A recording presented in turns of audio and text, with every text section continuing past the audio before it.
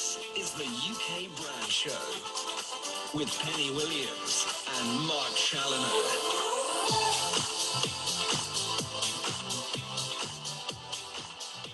Oh, good morning, good afternoon, good evening, wherever you're in the world. Hi, Pen. Hi, Mark. How you doing? I'm very good, thank you. Very good.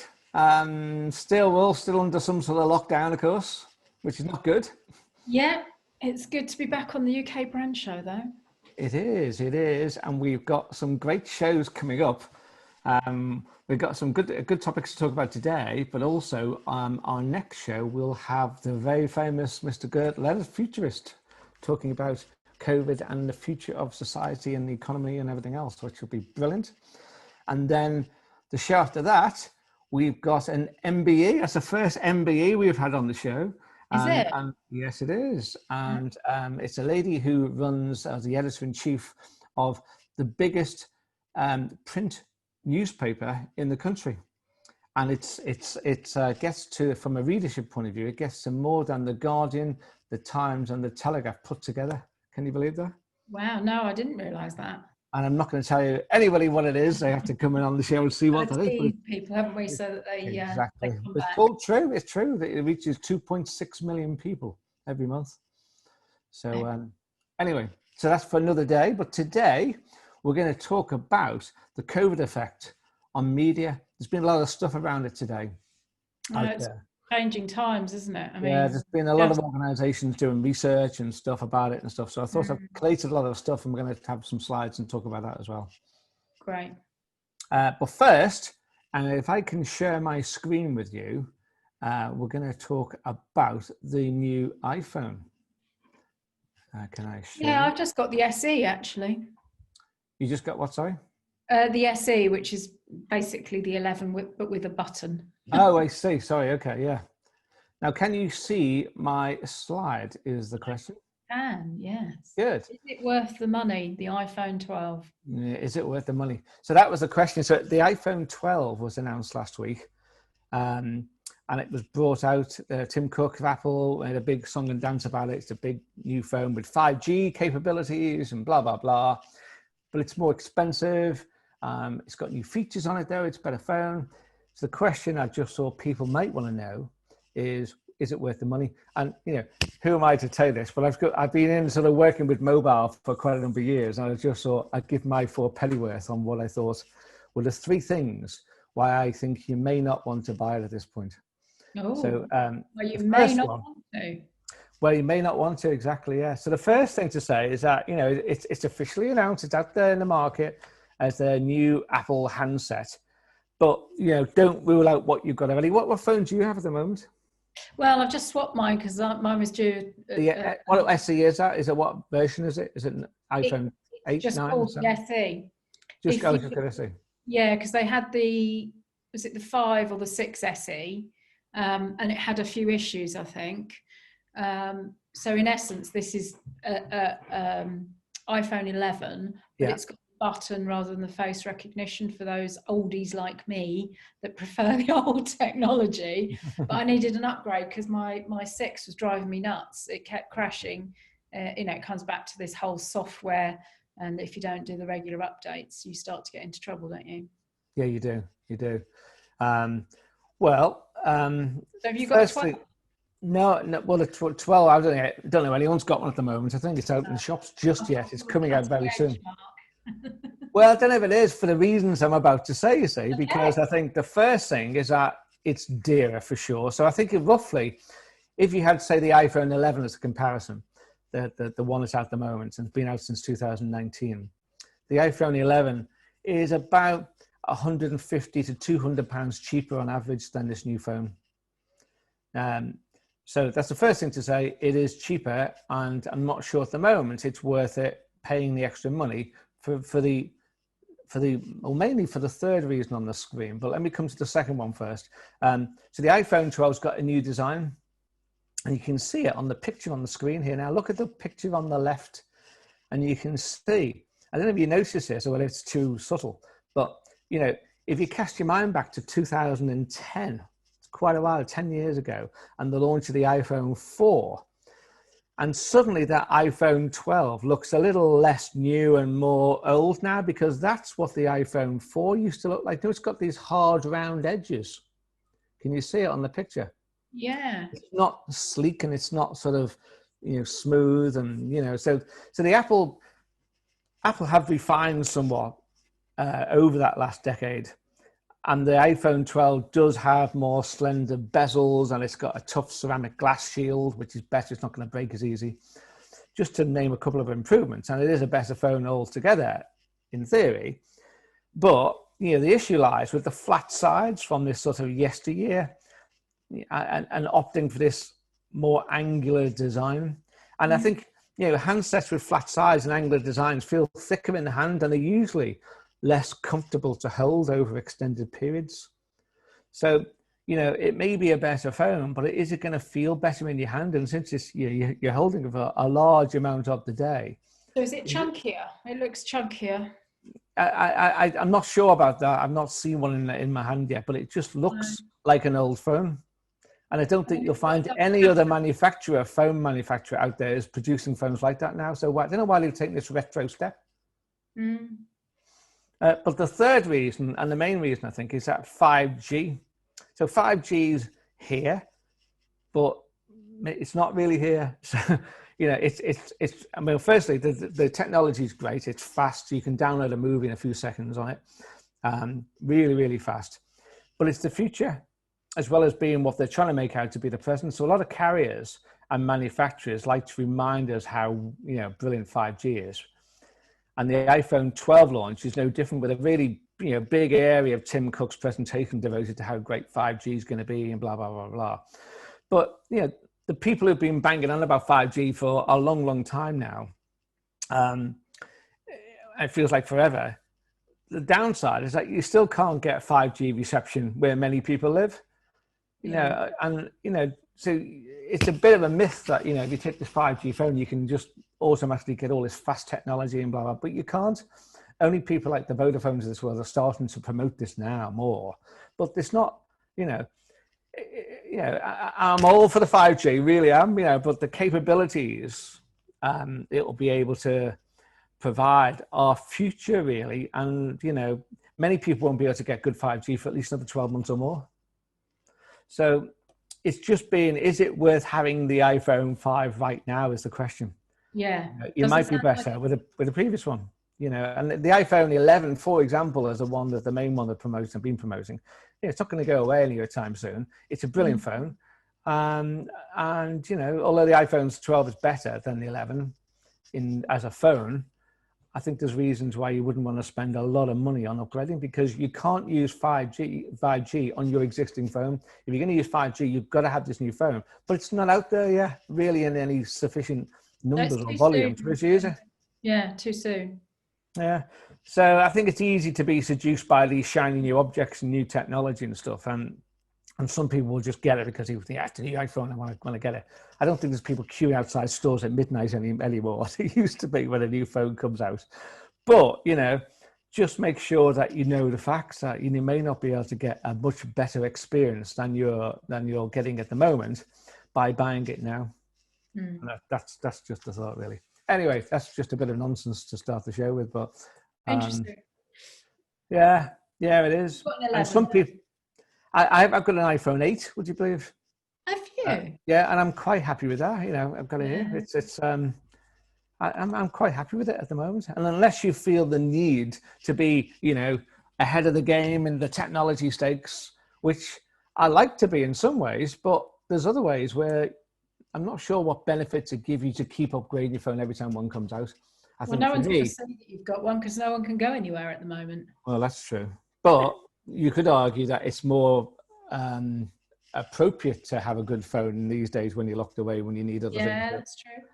But I think, I would upgrade my phone every 2 or 3 updates. And I might have been tempted to look at 5G for the speed and everything else. And the fact it's got this new thing called LiDAR, which allows you, it's a light detection range, which means it can take really great pictures in the dark. It senses depth of field and stuff like that. And it's got lots of really cool stuff on it. And it might have been considered if it wasn't for this thing about the main thing about it is 5G. Hey, 5G, but it's not out there everywhere in any sufficient volume yet to be able to use it properly. So anyway, there we go. So anyway, on to what we are due to talk about properly. Yeah, how the media is coping with COVID. And as I say, I've been seeing quite a bit of stuff out there at the moment from all sorts of different organisations. You've seen it yourself, I'm sure. From from the Pew Center, which is a sort of it's a US think tank, provides things like information on social issues and public opinion and trends and stuff, demographic trends. From IMMAR, which is my association, the International News Media Association. WARC, formerly known as the World Advertising Research Center. WANIFA, which is the World Association of Newspapers, more about editorial, whereas IMMAR is more about the commercial side of the business. The New York Times. Piano was it's a platform for driving engagement for publishers. Hootsuite, which is all about management of social media, marketing, social and social customer services and stuff like that. And all these people have put stuff out there recently about how COVID is affecting their members or how they're looking at the world of the news media, etc., and what effect it's having. And I found one particular report, which was by an organization called What's New in Publishing. And they seem to have collated a lot of this stuff into 8 succinct points on what the effects have been so far. So I thought what I'd do is I'd put them into a presentation and add in my own thoughts and bits and stuff from other organizations as well. So, so without further ado, the first one they're saying is that, well, marketing budgets are down worldwide for sure, you know, and almost all product sectors will record a decline this year. And WARC predicted over the summer that, you know, that the most severe falls can be seen amongst things like travel and tourism, leisure and entertainment, financial services, retail. And it published data it has a thing called the Global Ad Trends Report, and it makes for, you know, sobering reading for publishers who remain heavily dependent on advertising. And for newspaper publishers in particular, the challenging prospects were further compounded in PwC's Global Media Outlook report, because they say, and I'm going to come and put my glasses on to read this, I've got a quote here. It says, the report forecasts that global newspaper advertising, print and online, will fall from 49 billion in last year to 36 billion in 2024, a decline of almost a quarter over 5 years. And that's quite scary, really. Well, that's what I mean, these numbers I'm surprised at. I think 6% for me is really low. But you're right, over a longer period. I know some of the local press, you know, have seen a sort of 50% decline in revenue during the lockdown. And it's I think that's a short term. No, that's right. That's absolutely right. So we've seen 40% and all the rest of it. Yeah. But this is up to 2024. We're after a recovery period, and they're saying the compound annual growth rate will be about 6% in some cases. But who knows? I think a lot of the reports I've seen is like nobody really knows. Yeah. Because it's not been done before. It's unprecedented times, as you've said yourself in the past. So they're saying that they think a lot of it won't come back on a local basis. Yeah, they highlight consumer magazines as well. They said overall revenues have slumped by 14%, but digital may offer a silver lining. They're saying a tipping point for consumer magazines in 2023 will be their global revenue from digital advertising overtake that from print advertising. That doesn't mean to say it's going to stay as strong. It'll just overtake on a lower base. So, but they are saying that despite the challenging backdrop, the opportunities can come from this, both for advertisers and for media owners. You know, every brand should be looking for opportunities and questioning the assumptions about their company's competitive position, basically. You know, and it was, I think it was a guy from Group M, who was saying that, you know, the way the economy will be weak, and that's a sort of given, but anyone's business outcomes are not and should be taken as a given. And you need to sort of address this as a priority, for publishers and all the brands that, Group M work with. So anyway, that was the first point. 2 is COVID has changed our media habits. And they're saying things like in this report saying that, declining marketing budgets come as no surprise maybe, but neither does a finding that with much of the world on lockdown for large periods, our media behaviors have changed too.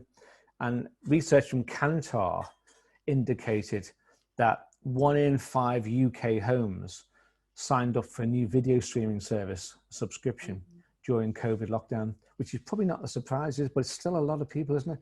And they said, although that was led by Disney, who've launched at Disney Plus, that was scheduled to launch over this period anyway. But globally, the data consistently found that people were spending much more time with streaming services, social media and messaging services, and gaming as well, as also seen a pandemic bump. So you can see the figures on the screen there and how they've changed. And Kantar quote, I've got another quote from Kantar here. Now they're saying that many people say that they expect their new habits to continue after COVID outbreak passes. 1 in 5 internet users say they expect to continue watching more content on streaming. And 1 in 7, 15%, say they expect to continue spending more time using social media. So, given this, publishers need to apply further thought to the ways in which they can make their relationship with their audiences as sticky as they can. Yeah. A lot of people are concentrating on subscriptions, for example, at the moment. That's the hot topic, I would say, in news media. But they're also saying that, surprisingly, our digital existence has lost some of its charm with media consumption, including social media in some way. It's fallen considerably since the end of April, despite having enjoyed a surge at the beginning of the pandemic. And Kantar say again that perhaps this is their quote, perhaps the sensory deprivations of an increasingly digital lifestyle will find future counterbalance in an uber analog to come. So maybe people will get fed up a little bit of too much digital and start to come back to what they knew originally. Everything goes around, comes around, eh? It does. So number 3 is publishers are producing more products. And again, this is probably not a surprise. I think we've mentioned this, touched on this before, but while publishers are yet to release digital subscription figures to show the performance since lockdown, internet traffic numbers have hinted that local news publishers might be, I'm reading my notes and I beg your pardon, I'm reading the wrong one here. In response to our new media habits I'm talking about, the changing information needs, many publishers have experimented with stuff, sort of like dropping the paywall during COVID, and making subscription more of an attractive proposition. So they've launched new products like podcasts and alerts and newsletters. And according to members of One IFRA, and this is from the first Global Media Trends report, they're saying half of the editorial executives they surveyed had launched new products as a result of the pandemic. And newsletters are the most common products they found.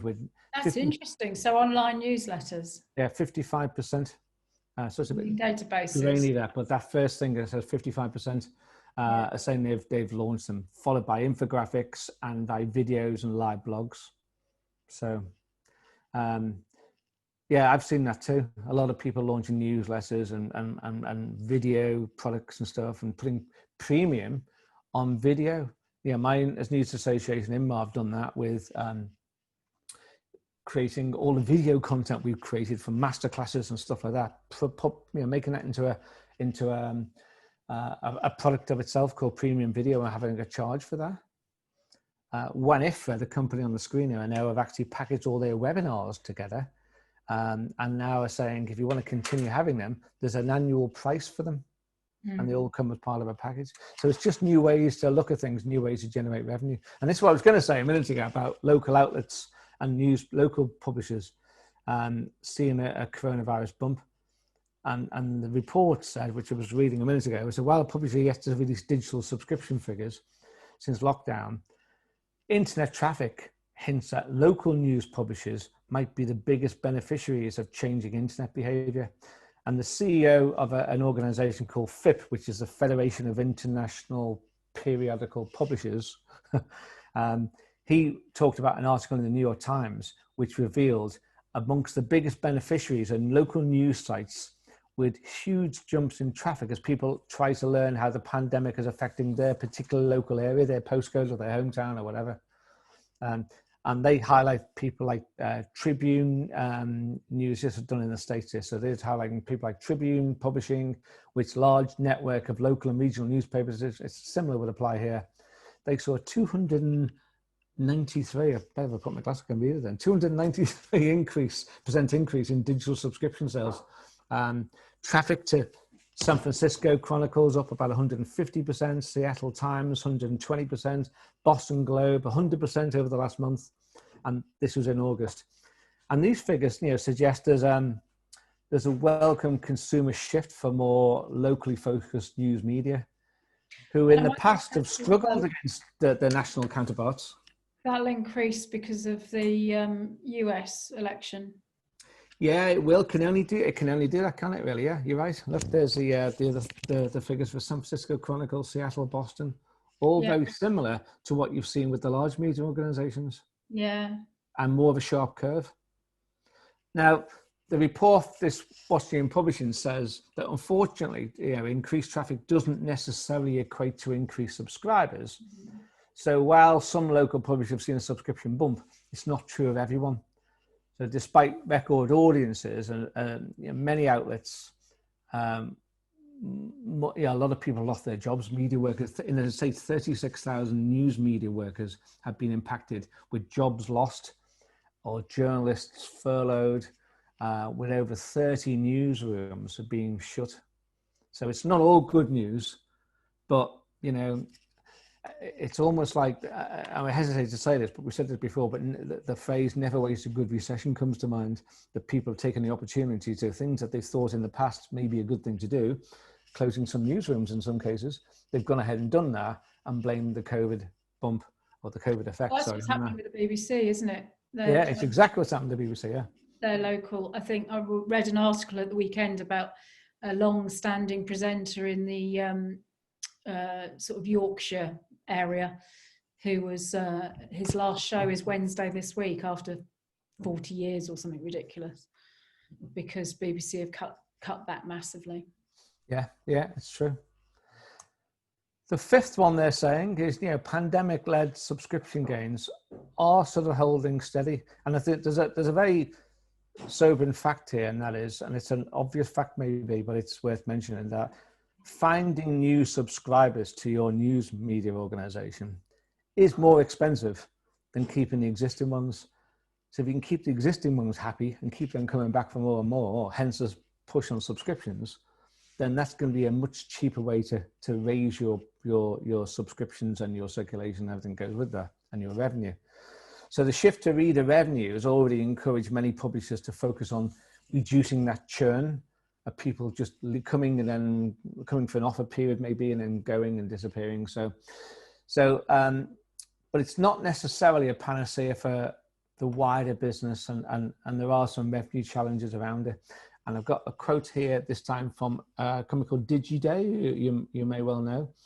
And they said the curve in subscription growth is starting to flatten for some, but still remains higher than before coronavirus. Still, publishers including Bloomberg Media, the New York Times, the Guardian in the UK, anecdotally say they're seeing signs of stronger retention rates from subscribers who've signed up, since COVID. So most say it's too early to declare it as a win, but particularly in Europe, we're seeing that the real churn has lessened. There's a big improvement there to the tune of about 34%, which is incredible, really. Yeah. And Piano, I mentioned Piano before, that sort of digital platform that used by publishers for driving engagement.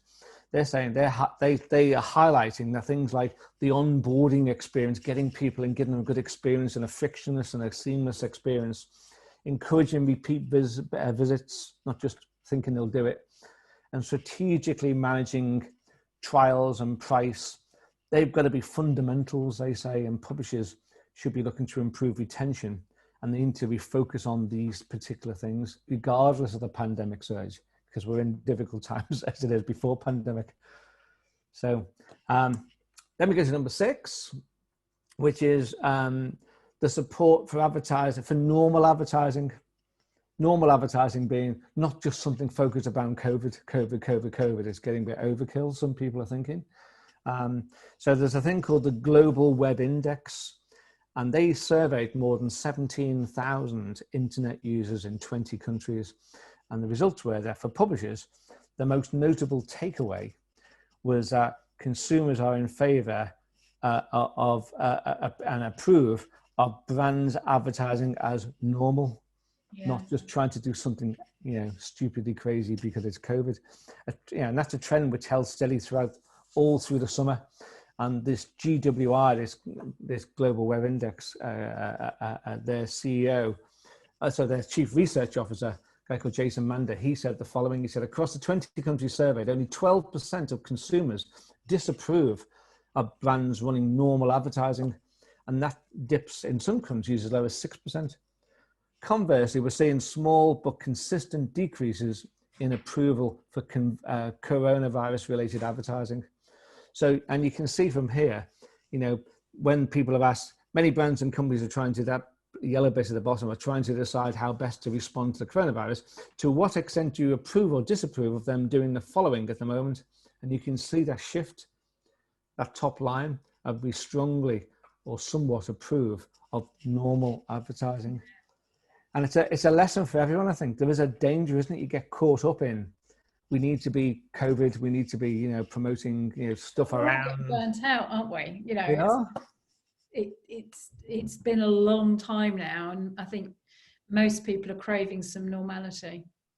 Absolutely. I personally do. You must be the same. Give me the normal life. Someone said to me, how you cope with COVID the other day? And I said, you know what? All I really want is life back to going to the pub with my mates, going to a live gig, just what I would regard to be normal life. And it's just so hard to achieve, isn't it, at the moment?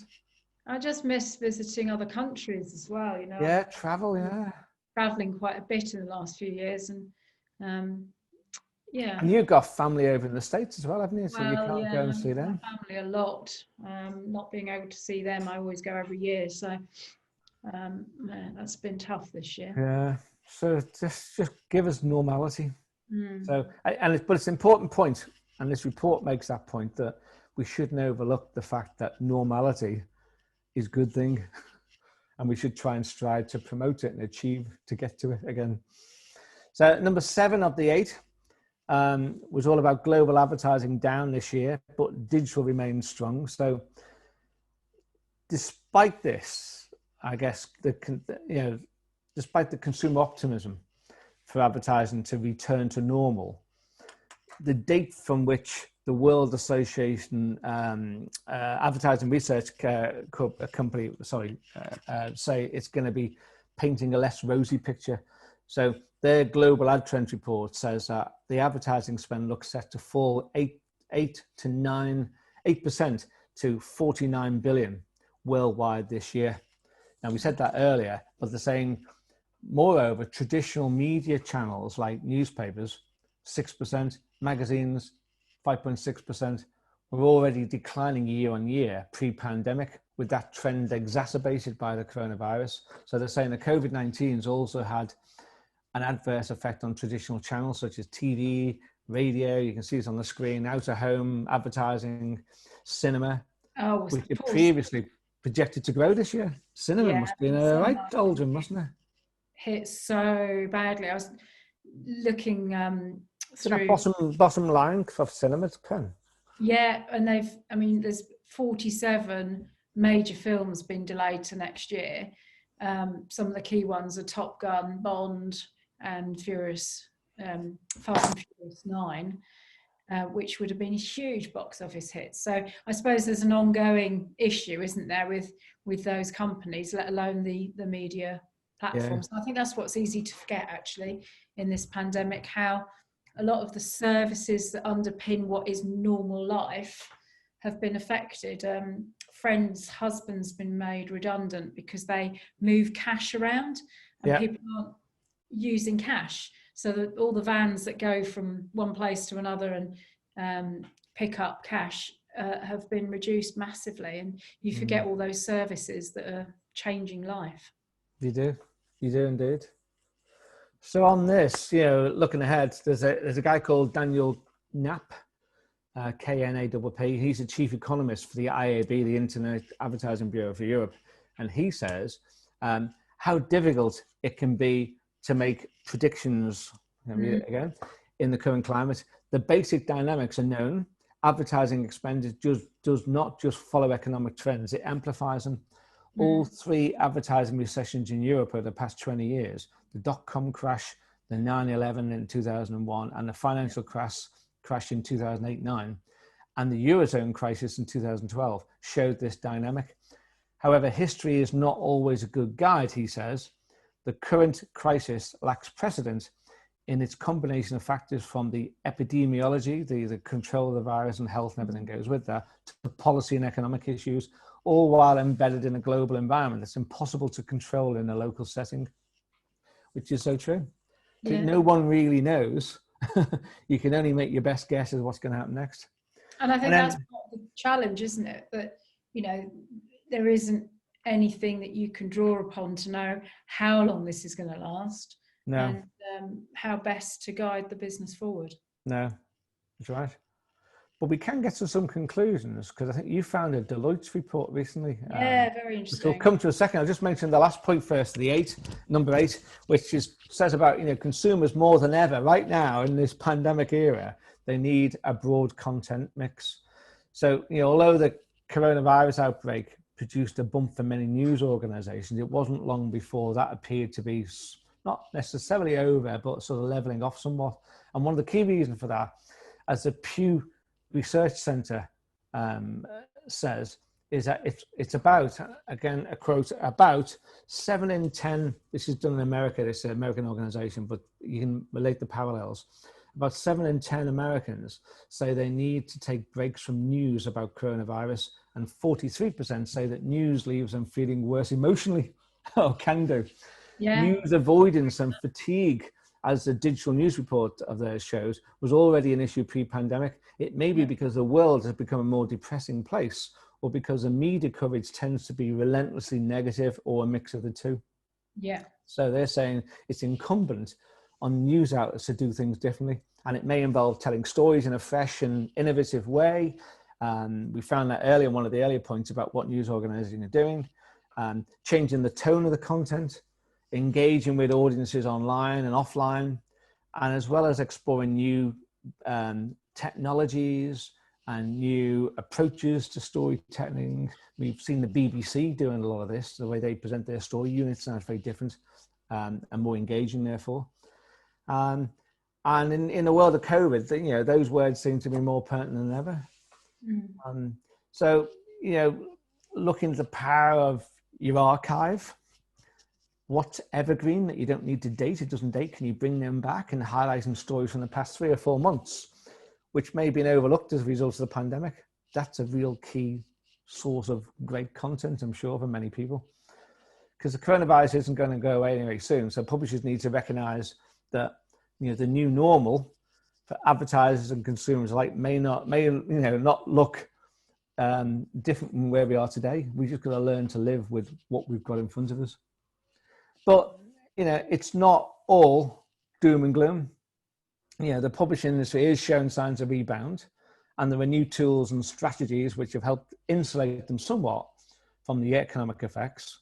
They couldn't control it all, but they're finding new ways to try and resurrect themselves now.